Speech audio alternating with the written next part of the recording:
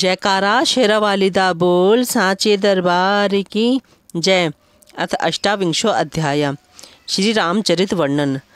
जन्मेजय बोले, श्री राम ने भगवती जगदम्बा के इस सुखप्रदायक व्रत का अनुष्ठान किस प्रकार किया, वे राजच्युत कैसे हुए और फिर सीताहरण किस प्रकार हुआ। व्याजी बोले, पूर्व काल में श्रीमान महाराज दशरथ अयोध्यापुरी में राजा करते थे। वे सूर्यवंश में श्रेष्ठ राजा के रूप में प्रतिष्ठित थे और वे देवताओं तथा ब्राह्मणों का पूजन किया करते थे। उनके 4 पुत्र उत्पन्न हुए, जो लोक में राम, लक्ष्मण, भरत तथा शत्रुघ्न नाम से विख्यात हुए। गुण तथा रूप में पूर्ण समानता रखने वाले वे सभी महाराज दशरथ को अत्यंत प्रिय थे। उनमें राम महारानी कौशल्या के तथा भरत महारानी कैकेयी के पुत्र कहे गए।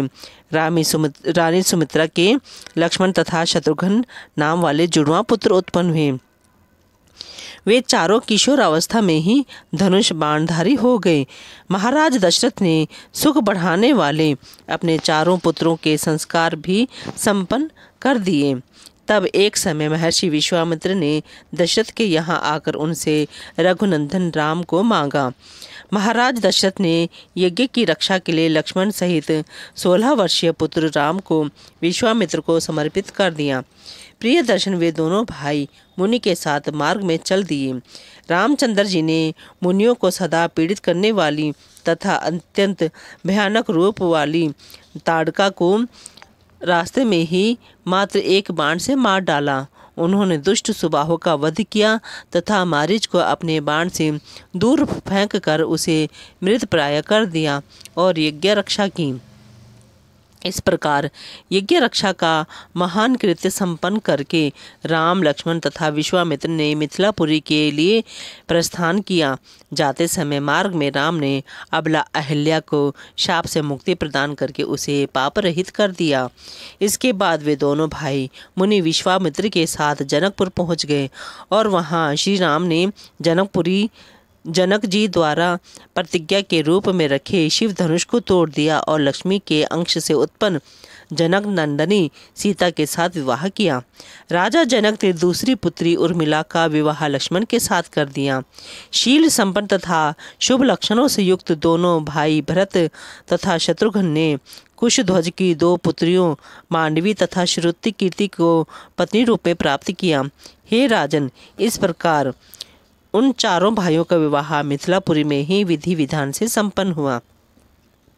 तत्पश्चात महाराज दशरथ ने अपने बड़े पुत्र राम को राज्य करने योग्य देखकर उन्हें राज्यभार सौंपने का मन में निश्चय किया। राज तिलक संबंधी सामग्री का प्रबंध हुआ देखकर रानी कैकेयी ने अपने वशीभूत महाराज दशरथ से पूर्व कल्पित 2 वरदान मांगे। उसने पहले वरदान के रूप में अपने पुत्र भरत के लिए राज्य तथा दूसरे वरदान के रूप में महात्मा राम को 14 वर्षों का वनवास मांगा। कैकेयी का वचन मानकर श्री रामचंद्र जी सीता तथा लक्ष्मण के साथ दंडक वन चले गए, जहाँ राक्षस रहते थे। तदंतर पुत्र के वियोग जनित शोक से संतप्त पुण्यात्मा दशरथ ने पूर्व काल में एक ऋषि द्वारा प्रदत्त शाप का स्मरण करते हुए अपने प्राण त्याग दिए।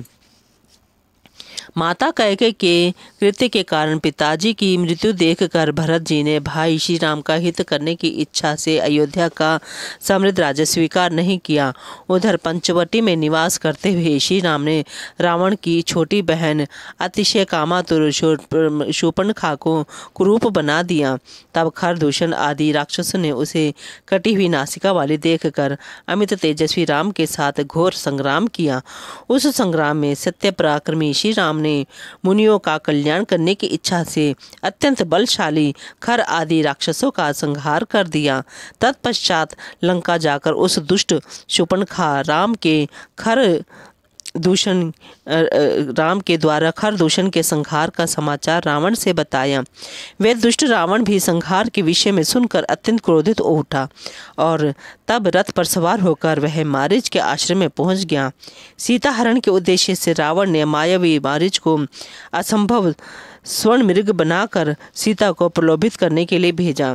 तत्पश्चात वह मायावी मारीच अत्यंत अद्भुत अंगों वाला स्वर्ण मृग बनकर चरते चरते सीता जी के सन्निकट पहुंच गया और उन्होंने उसे देख लिया। उसे देखकर देवी प्रेरणा से स्वाधीन पति का स्त्री की भांति सीता ने श्री राम से कहा, हे कांत, आप इस मृग का चर्म ले आइए। राम भी बिना कुछ सोचे समझे लक्ष्मण को सीता के रक्षार्थ वहीं छोड़कर धनुष तथा बाण लेकर उस मृग के पीछे पीछे दौड़ पड़े। करोड़ों प्रकार की माया रचने का ज्ञान रखने वाला मृग रूपधारी वह मारीच भी राम को अपने पीछे दौड़ता देखकर कभी दिखाई पड़ते हुए तथा कभी आंखों से ओझल होते हुए एक वन से दूसरे वन में बहुत दूर चला गया। राम ने अब उसे हस्तगत समझकर क्रोधपूर्वक धनुष खींचकर अत्यंत तीक्ष्ण बाण से उस कृत्रिम मृग को मार डाला। राम के प्रबल से प्रहार से आहत होकर वह मरणोन्मुख मायावी तथा नीच मृग चीख चीख कर चिल्लाने लगा, हाय लक्ष्मण, अब मैं मारा गया। उसके गगनभेदी चीत्कार की ध्वनि को सीता ने सुन लिया। ये तो राम की पुकार है।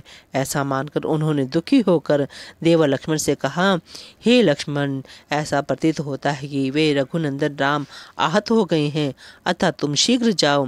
हे सुमित्रा नंदन, वे तुम्हें पुकार रहे हैं, वहाँ शीघ्र ही पहुंचकर उनकी सहायता करो।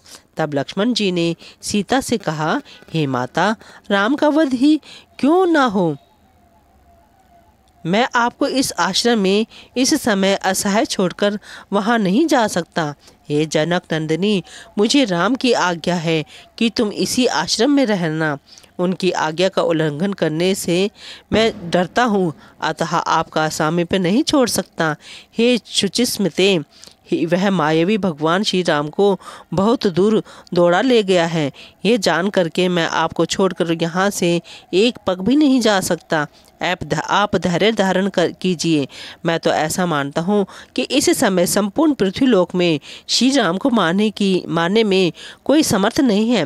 राम के आदेश का उल्लंघन करके तथा आपको यहाँ छोड़कर मैं नहीं जाऊँगा। व्यास जी बोले, तत्पश्चात सुंदर दांतों वाली तथा सौम्य स्वभाव वाली सीता ने दैव से प्रेरित होकर शुभ लक्षण संपन्न लक्ष्मण से रोते हुए कठोर वचन कहा, हे सुमित्रा नंदन, अब मैं जान गई कि तुम मेरे प्रति अनुराग युक्त हो और भरत की प्रेरणा से मेरे प्रयोजन से यहाँ आए हो। हे कुह का धम, मैं उस तरह की स्वच्छंद स्त्री नहीं हूँ। मैं राम के मृत हो जाने पर भी सुख के लिए तुम्हें अपना पति कभी नहीं बना सकती। यदि राम नहीं लौटेंगे तो मैं अपना प्राण त्याग दूंगी, क्योंकि उनके बिना मैं विधवा होकर अत्यधिक दुखी जीवन नहीं जी सकती। हे लक्ष्मण, तुम जाओ या रहो, मुझे तुम्हारी वास्तविक इच्छा का पता नहीं है। धर्मपरायण ज्येष्ठ भाई के प्रति आपका प्रेम अब कहाँ चला गया। सीता का वह वचन सुनकर लक्ष्मण के मन में अत्यधिक कष्ट हुआ।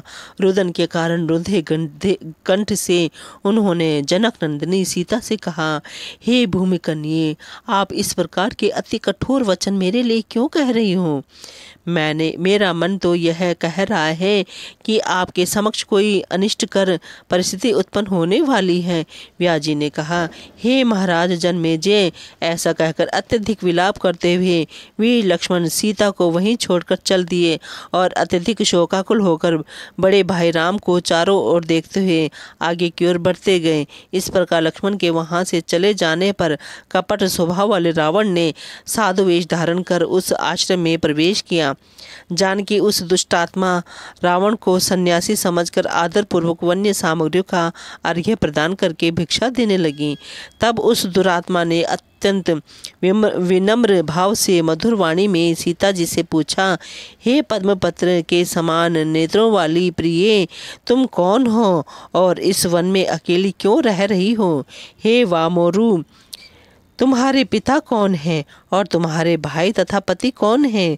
हे सुंदरी, तुम एक मूढ़ स्त्री की भांति यहाँ अकेली क्यों रह रही हो।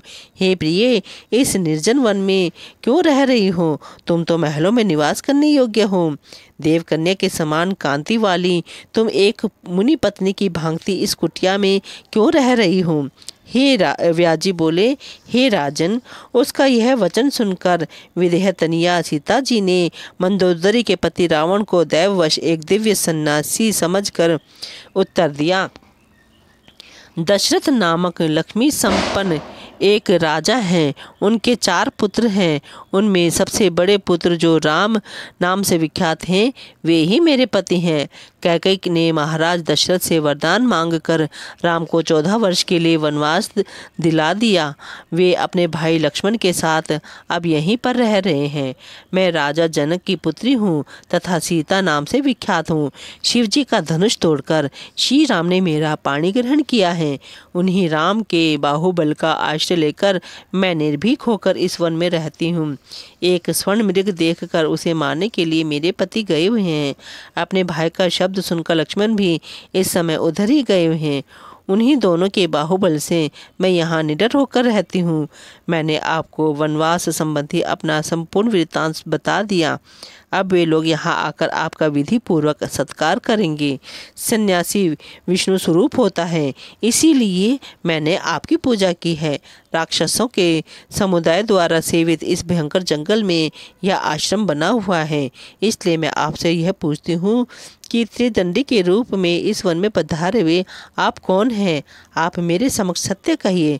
रावण बोला, हे हंसनयने, मैं मंदोदरी का पति तथा लंका का नरेश श्रीमान रावण हूँ। हे सुंदर आकृति वाली, तुम्हारे लिए ही मैंने इस प्रकार का वेश बनाया है। हे सुंदरी, जन स्थान में अपने भाई खरदूषण के मारे जाने का समाचार सुनकर तथा अपनी बहन शूर्पणखा द्वारा प्रेरित किए जाने पर मैं यहाँ आया हूँ। अब तुम उस राजोचित लक्ष्मीहीन निर्बल वनवासी तथा मानव योनि वाले पति को छोड़कर मुझ राजा को स्वीकार कर लो। तुम मेरी बात मानकर मंदोदरी से भी बड़ी पटरानी बन जाओ। मैं सत्य कहता हूँ। हे तनवंगी, मैं तुम्हारा दास हूँ। हे भामिनी, तुम मेरी स्वामिनी हो जाओ। समस्त लोकपालों पर विजय प्राप्त करने वाला मैं तुम्हारे चरणों पर पड़ता हूँ। हे जनक नंदिनी, तुम इस समय मेरा हाथ पकड़ लो और मुझे सनाथ कर दो। हे अबले, मैंने पहले भी तुम्हारे पिता जनक से तुम्हें प्राप्त करने के लिए याचना की थी, किंतु उस समय उन्होंने मुझसे यह कहा था कि धनुष भंग की शर्त रख चुका हूँ। शंकर जी के धनुष के भय के कारण मैं उस समय स्वयंवर में सम्मिलित नहीं हुआ था। उसी समय से विरह वेदना से पीड़ित मेरा मन तुम में ही लगा हुआ है। हे श्याम नयनों वाली, तुम इस वन में रह रही हो, यह सुनकर तुम्हारे प्रति पूर्व प्रेम के अधीन हुआ मैं यहाँ आया हूँ। अब तुम मेरा परिश्रम सार्थक कर दो। बोलो जयकारा शेरा वालिदा, बोल सांचे दरबार की जय।